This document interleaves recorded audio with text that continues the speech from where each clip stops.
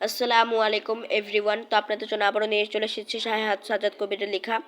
এটা হচ্ছে পার্ট 4। তো আমি এই পর্যন্ত পড়েছিলাম। পার্ট 3 এখান থেকে আমি শুরু করব। তো চলুন আমি বইটি পড়া শুরু করি।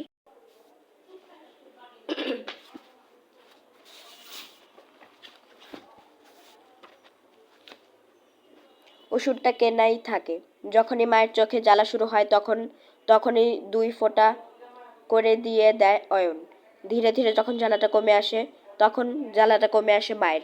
সেদিন হঠাৎ মায়ের চোখে জ্বালা শুরু হয়েছে।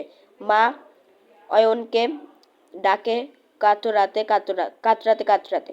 অয়ন তাড়াতাড়ি ছুটে গিয়ে দেখে মা চোখে হাত দিয়ে চেয়ারে বসে আছে।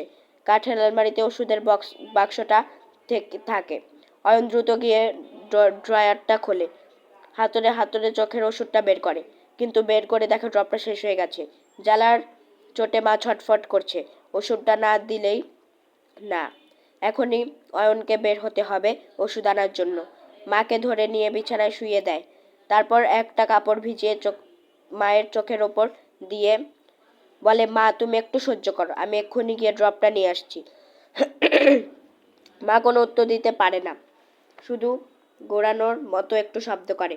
ওষুধের দোকান মাইল খানেক দূরে, বাস স্ট্যান্ডে। অয়ন মঞ্জিলকে এদিকটা দেখতে বলে সাইকেল নিয়ে বের হয়। প্রায় যখন পৌঁছে গেছে তখন মনে হয় বোধ সে সে টাকা না নিয়েই চলে এসেছে। সাইকেল থামিয়ে পকেটে হাত দেয়। ঠিক টাকা আনা হয়নি। তারপরও ও পকেট খুঁজে দেখে, কিন্তু কোথাও টাকা নেই। বাসায় ফিরে গিয়ে টাকা নিয়ে আসা ছাড়া উপায় নেই। বাজারের দোকান পরিচিত না যে তাকে বাকিতে ওষুধ দেবে। ফিরে যাবে বলে যখন সাইকেল ঘোরাতে যাবে তখনই শোনে মঞ্জিলের গলা। সে দৌড়তে এসে তার হাতে টাকা দিয়ে বলে, মামা আপনি তো টাকা না নিয়েই চইলা আইলেন। অয়ন উত্তর দেয়, হ্যাঁ রে, এই এখনই টের পেলাম টাকা আনা হয়নি। টাকা ছাড়া আপনারে ওষুধ দিব কে? তাই তো আবার ফিরে যাচ্ছিলাম। আপনি বার হওয়ার পরে খেয়াল করছি টাকা আনেন নাই। খুব ভালো করেছিস, তা না হলে অনেকটা সময় নষ্ট হতো। অয়ন তার হাত থেকে টাকাটা নিয়ে আবার দ্রুত সাইকেল চালায়। ওষুধের দোকান তখনও খোলাই ছিল। সে তাড়াতাড়ি ওষুধটা কিনে বাসার দিকে রওনা দেয়। ওষুধ নিয়ে ফেরার পথে হঠাৎ মঞ্জিলের কথা মনে পড়ে। ওকে তো রাস্তাতেই পাওয়ার কথা। অনেক দূর সাইকেল চালিয়েও সে মঞ্জিলের দেখা পায় না। আর তখনই সাঁ করে মনে পড়ে, তখন মঞ্জিল তাকে টাকা দিল কিভাবে। সে তো সাইকেলে এসেছে, আর তাও বেশ জোরে চালিয়ে। তাহলে কি সে উড়ে? গা ছমছম করে ওঠে অয়নের। রাত যা হয়েছে, এরকম জায়গায় তাতেই বেশ অন্ধকার হয়ে যায়। অন্ধকার রাস্তা দিয়ে সাইকেল চালাতে চালাতে বারবার মনে হয় কে যেন তার পিছন পিছন আসছে। রাস্তার ওপর নেমে আসা গাছগুলো এলেই বুকটা দুর করে ওঠে অয়নের। তখন আরো জোরে সাইকেল চালিয়ে জায়গাটা পার হয়ে যায়। এক সময় দূর থেকে তাদের বাড়ির আলোটা চোখে পড়ার পর মনে একটু ভরসা পায়। বাড়ি ফিরে দেখে মঞ্জিল মায়ের বিছানার পাশেই বসে আছে।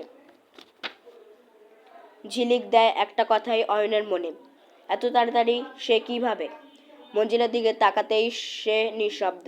দাঁত বার করা হাসি দিয়ে সে অন্য দিকে চলে যায়। চোখে ড্রপ দেওয়ায় ব্যস্ত হয়ে অয়নের আর অন্য কথা মনে পড়ে না। কিন্তু জ্বালা কমে যাওয়ার পর মা যখন আস্তে আস্তে ঘুমিয়ে পড়ে তখনই মনে পড়ে মঞ্জিলের কথা। কি মনে করে সে পিছনে জানালা এসে দাঁড়ায়। আকাশে চাঁদ উঠেছে, বাইরেটা আবছা দেখা যাচ্ছে। চোখ যায় তাদের সীমানার ঠিক বাইরের দেবদারু গাছটার দিকে, এবং যেটা তার মনে জানান দিয়েছিল তাই দেখতে পেল। প্রায় মগডালে মঞ্জিল বসে আছে। অন্ধকারে শুধু মানুষের অবয়ব বোঝা গেলেও সে জানে ওটা মঞ্জিল, এবং এও জানে সে তাকিয়ে আছে তারই দিকে। একটা ঠান্ডা স্রোত অয়নের মেরুদণ্ড বেয়ে নেমে আসে। রাতে মাকে আর জাগায় না অয়ন। চোখের যন্ত্রণা থেকে মাথা ব্যথাও শুরু হয়। এখন ডাকলে মাথার ব্যথাটা বেড়ে যাবে আরও। রাতে খাওয়া হলো না, কিন্তু সেটা তবু মায়ের মাথা ব্যথা সমস্যার চেয়ে ভালো। তখন গিয়ে পড়তে বসে, যদিও তার মন পড়ে আছে দেবদারু গাছের মগডালে। খোলা বইয়ে চোখ রেখে তার কেবলই মনে হতে থাকে মঞ্জিল। মঞ্জিল কি এখনো গাছের ওপরে বসে আছে? এভাবে কতক্ষণ সময় কেটে গেছে তার মনে নেই। হঠাৎ শোনে মঞ্জিল ডাকছে, মামা, মামা আসেন, ভাত দিচ্ছি। অয়ন ভাত খেতে বসে মাথা নিচু করে খেতে থাকে। সামনে মঞ্জিল ছিল, সেদিকে তাকায় না সে। কেমন যেন একটা অস্বস্তি লাগে অয়নের। খেতে খেতে সে ভাবতে থাকে মঞ্জিল কি তার দিকে এখনো তাকিয়ে দাঁড়িয়ে আছে। তার ষষ্ঠ ইন্দ্রিয় বলে মঞ্জিল তার দিকে এক দৃষ্টিতে তাকিয়ে আছে। আসসালামু আলাইকুম এভরিওয়ান। তো আসসালামু আলাইকুম এভরিওয়ান। তো আজকের মতো আমার ভিডিওটা এতটুকুই। আশা করি আপনাদের ভালো লাগবে। তো আমার নতুন করে নাটার ভিডিও বা পোস্ট কিন্তু আসতে পারে। আপনারা সবাই রেডি থাকেন। আসসালামু আলাইকুম।